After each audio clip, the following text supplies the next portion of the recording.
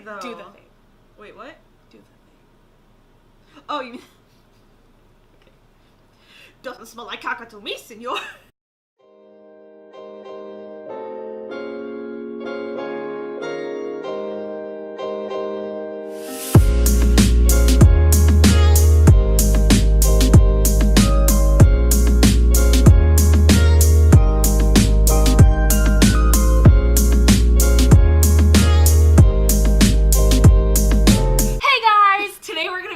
About our predictions or our Dreamcast for It Chapter 2.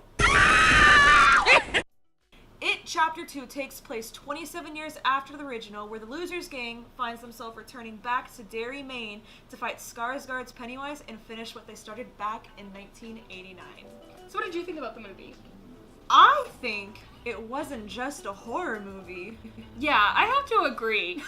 There was a lot to this movie, actually. It had a lot of, like, thrill, it had a lot of mystery, it had a lot of romance. Okay, guys, so we're gonna go on to the Dreamcast. Okay, you guys, so the first character we're going to be talking about today is Bill Denbrough. So the main characteristics of Bill Denbrough is that, number one, he stutters. Wait, actually, I'm not going to number them. That's weird. Yeah. He's very kind, although he is very, very serious. Because, you know, he just lost his brother, so it's kind of understandable.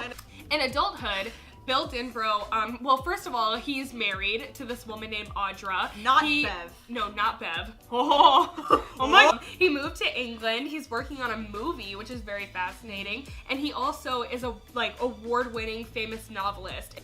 So my choice for Bill Denbrough and my dream cast would be Casey Affleck. Now, I love Casey Affleck. If you haven't seen him in his new movie, Manchester by the Sea, and he was so good in it. He was so powerful and serious. He got nominated for a few awards for it, which is rightfully got because it was so good. I feel like in his adult life, Bill Denbrough is like this tortured writer who's just very serious and very like melodramatic. Yes, and I just see Casey embodying that in his everyday life. It wouldn't even be hard for him. Like, he wouldn't even be acting. He'd be like, this is who I am. My choice for Bill Denbrough is Cillian Murphy. Now, Cillian Murphy looks kind of weird. Sorry, Sil. So if you don't know who he is, he was in the most recent film Dunkirk. He was in a couple Batmans, I think, and he was also in Inception. Also, a big reason why I chose Cillian Murphy is because he sort of looks like Stephen King.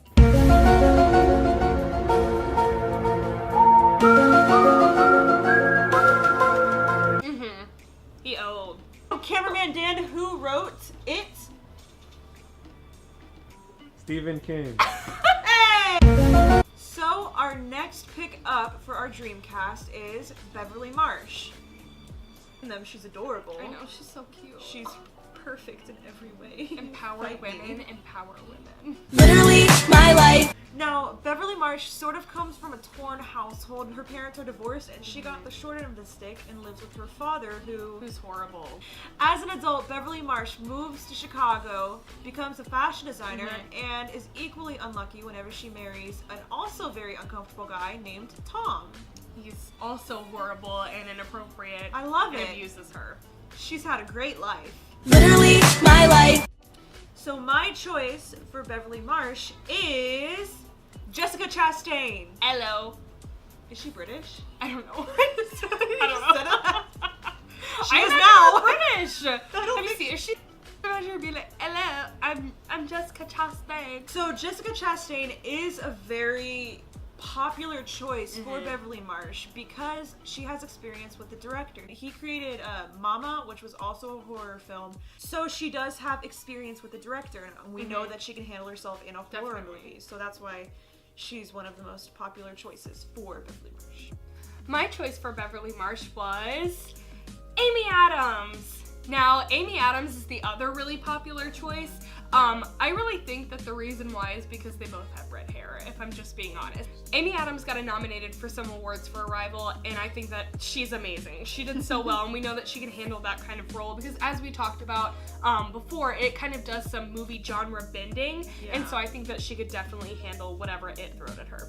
The next character we're going to talk about is Ben Hanscom. Now... And I just think that he's like this tiny marshmallow angel.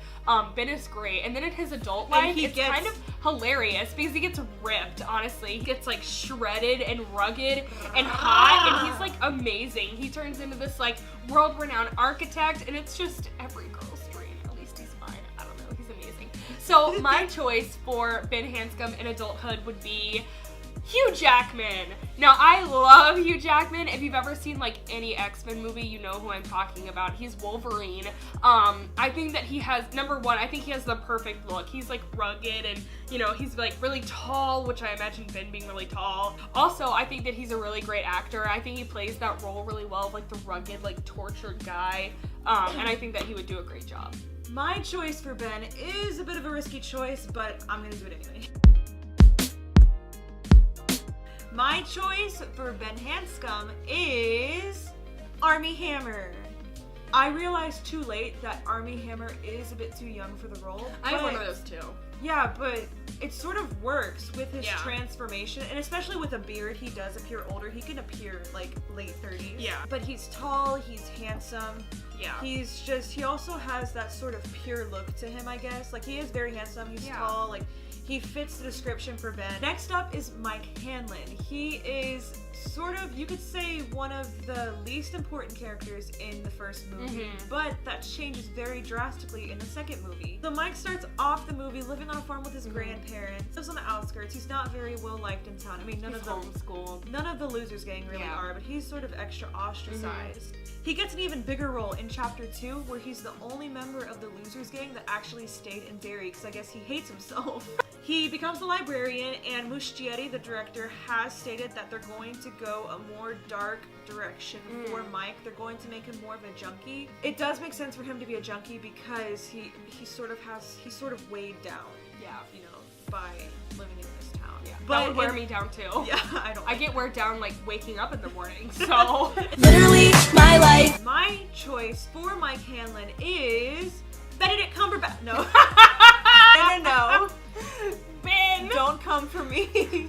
Oh, that'd be awful. That'd be a very Hollywood thing to do, but no, we're not gonna do that. My actual choice for Mike Hanlon is Chadwick Boseman. Woohoo! He became popularized. He plays the Black Panther in the Marvel franchise.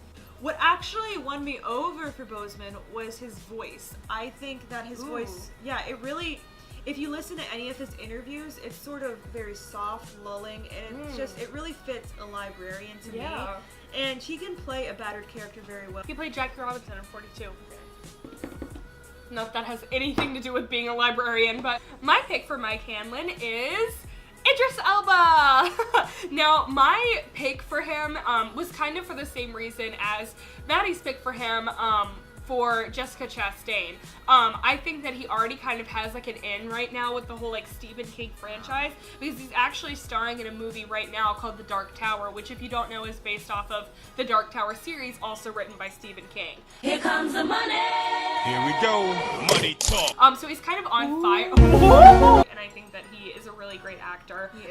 He also, going along with the whole junkie theme, he also played a drug dealer in The Wire. Like, hello, we're just setting it up for him. Just do it. He wouldn't be watching this, but if you're watching this, Idris, do it! The next character we're going to be talking about is Richie Tozier. Now, Richie is hilarious. He's probably the most well-known character. Yeah, because he's played by Finn Wolfhard, which if you haven't already like fallen down the Stranger Things hole, figured it out, fall down it, because it's a great show. Jump down it. Yeah, head first. Just go all in, because it's great. Non-sponsored, but it's so good. Non-sponsored. Non-sponsored. We're not sponsored by Stranger Things. If we were, we'd be really rich. So the thing about Richie is he's really funny, and he has like probably the most quotable lines in the whole movie. Honestly. So when Richie gets older, he's actually probably the most drastic change out of the 7. He gets, what he does for his profession is he lives in LA and he's a disc jockey. So he's really funny on radio and he does like these voices and stuff, but it's all kind of an act, to be completely honest. He's actually really sad and lonely and kind of serious in his adult life. When it rains. It's very dramatic. My pick for the adult Richie Tozier would be Christian Bale. Christian Bale is an amazing actor. Oh, God, I know I say yeah. that for like all of the ones that I He pick, but dedicates he just himself. commits Yeah. so well to a role. Like, I don't know if y'all have seen him in the movie Machinist, like lost all of his weight. Yeah, I think he would be like a great, drastic juxtaposition to like Little Richie. Because he is I think he's kind of seen as more serious. I mean, hello, the Batman. Why so serious? Hello. My choice for Richie Tozier, following that same vein, is Zachary Levi. Is that okay? Okay, it's hi, Zach. His most notable role was probably as Chuck in the TV series called, you guessed it, Chuck. Also in the more recent psychological thriller by the name of Tangled, he voiced Flynn Eugene Ryder. It was a very intense role. Oh my In god. all seriousness, he was in, I believe, Thor: The Dark World. He had blonde hair. It was because he was replacing another actor. It's very hard to tell, but I mean, there's some action in that, so I think it sort of could carry over. Also, he into hasn't chapter been in 2. anything in a while, so it'd be nice to see, like, It's you nice, know, 'cause where he's you at, an though? amazing human. I love him. So He has almost a funny look to him, but whenever Yeah. he does any sort of serious character, you can take him seriously, but I think that would be a good difference from the Richie that we know and love Yeah. and laugh at to this more serious role that Definitely. he would need to be 27 years Yeah. later. Next up is Eddie Kasprak, aka Small. Small boy. So small. He is a hypochondriac / germaphobe by proxy by his obsessive and very controlling mother. In the future, he goes on to own his own limo driving company, and he marries an equally controlling woman. Mommy issues. Literally my life. He hasn't had the chance to be his own person. My choice for Eddie Kasprak is Misha Collins. I'm not a huge Supernatural fan. I don't hate it, but Burn the witch. I watched because he's in Supernatural. Obviously, that's probably one of his most notable roles. He plays the angel Cass. From what I've seen of Supernatural, Misha he can do serious roles. He can do submissive roles.